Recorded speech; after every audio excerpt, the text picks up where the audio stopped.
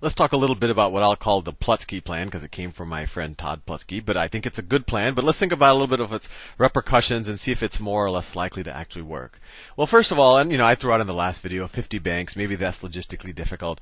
Instead of having 50 banks with 14 billion of initial capital, maybe you do 5 banks with 140 billion dollars of initial capital. But the point being is that you should have more than one bank. It shouldn't be too big to fail, and you should try to instill some type of competition there. But because they have pristine balance sheets, all of these banks are going to be able to lever 10 to 1, which we know isn't crazy. Merrill Lynch and Morgan Stanley and all the like have been leveraging up 30 to 40 to 1. So 10 to 1 is normal for a bank. And frankly, they're probably going to be able to attract a lot more. We said, foreign governments probably willing to lend to them. The private sector is willing to lend to them.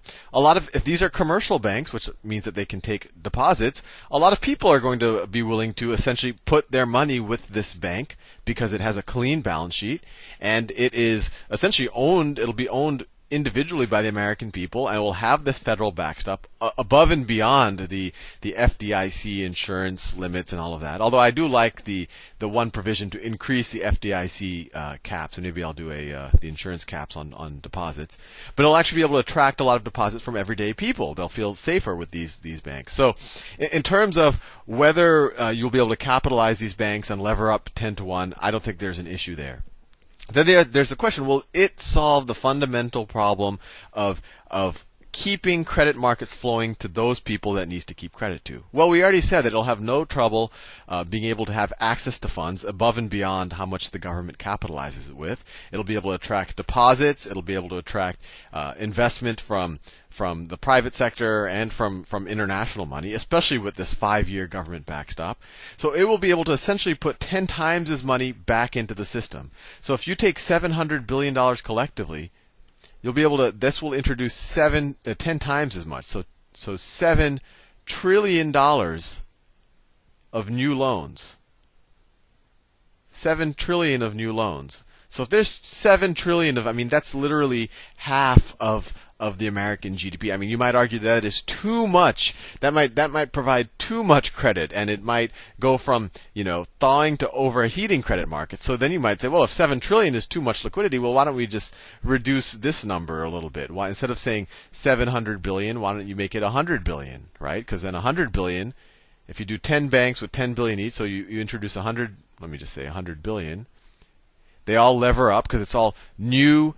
It's new liabilities and new assets, clean balance sheets. It'll introduce $1 trillion of new loans that it can go put to work for people building factories and doing real things. And because their incentive is not to bail out their friends, it's not to help out the companies they used to work for, the companies that are donating to them in some way or contributing to them or promising jobs in some way, it won't go. This $1 trillion is not going to go to buy assets at higher prices than they should. It could go to buy assets at discount prices if the new managers of these banks do see a good return, but most probably they'll invest it in areas of the economy where they do see a positive return on investment. And one person had sent me notes that, hey, wouldn't introducing all of this liquidity into the financial system, whether it's 7 trillion or 1 trillion, wouldn't that lead to hyperinflation? And I'll probably do a whole series on inflation. I think there's a lot of misunderstanding around it.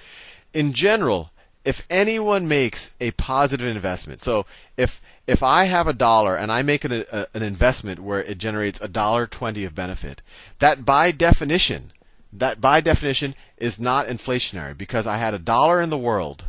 And I created $1.20 of wealth. So actually, the pie gets bigger. A good way to think about inflation. I'll do a lot about this because it is a very abstract concept. Let's say that this is the pie of goods and services in the world, or let's say in a country, right? Goods and services in a year. You could say it's our GDP or however you want to measure it. Goods and services in a year. Right? That's the goods and services in a year. And let's say I have another pool of the amount of money there is in a given year. So money. And the money supply is an interesting thing because it's not just dependent on the amount of physical coins or dollars. It also is a function of how quickly those transact and how much leverage there is in the system. So you can actually have a whole economy where everyone just has $1 bill, but every time someone needs something from someone else, they exchange that $1 bill, so that $1 bill gets used, 15 trillion times a year. So you'd actually have $15 trillion of money because the velocity would be so high. But anyway, let's just say that this is the pool of money. If this pool, the pool of money, grows faster than the actual goods and services and the actual productive capacity of that country, then you have inflation. So if this circle grows faster than this one, you have inflation. If this circle grows faster than this circle, you have deflation. You have the same, or you have some amount of money representing more goods and services, so goods and services actually become cheaper. And the problem that we're talking about right now, this credit crisis, this is a problem of deleveraging, where the government injects a dollar into this current broken banking system, and instead of that dollar, the normal system is you lend $1 to a bank. So you lend $1 to a bank, and then let's say this is the Fed. Right? This is how they inject liquidity. They lend $1 to a bank. Let me draw a bank here. Then that bank has to keep, it can only lever 10 to 1. So it essentially, it has to keep in reserve 10 cents of that dollar, but then it lends 90 cents to somebody else, to another bank.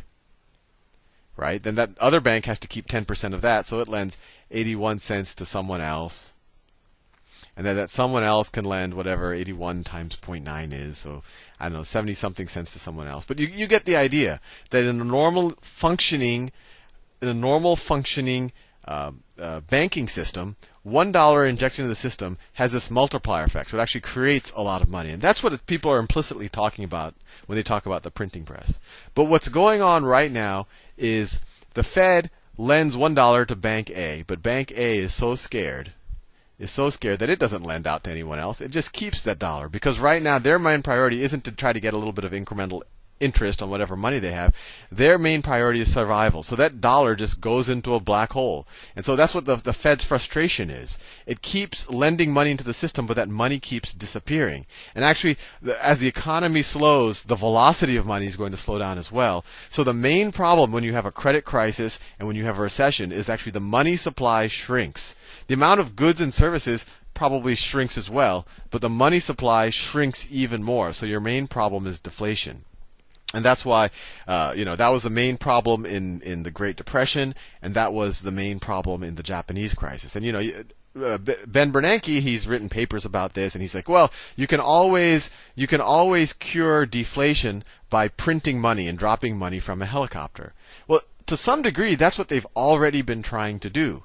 The Fed's been willing to take pretty large credit risks on bank and lending money into the system. But the problem is if this multiplier effect is disappearing at a faster rate than you are dropping money from a helicopter, you still have deflation, right? Before, when you not only let people lever 10 to 1, you let them lever 30 to 1 and 40 to 1. Every dollar you put into the system became $40 that it was given to someone else, and then they could lever up. So you had this huge explosion of money. And frankly, the only reason why we didn't have inflation, in the last 5-10 years, we had this huge explosion of money. And the only reason why it didn't, at least in measurable inflation, show up is that because on the other side of the equation, you had all of this new productive capacity come online in China and India, and so manufactured goods got a lot cheaper. But in things that were not manufactured goods, like commodities, like homes, you had this huge asset inflation, or even college tuition or healthcare, things that are dependent on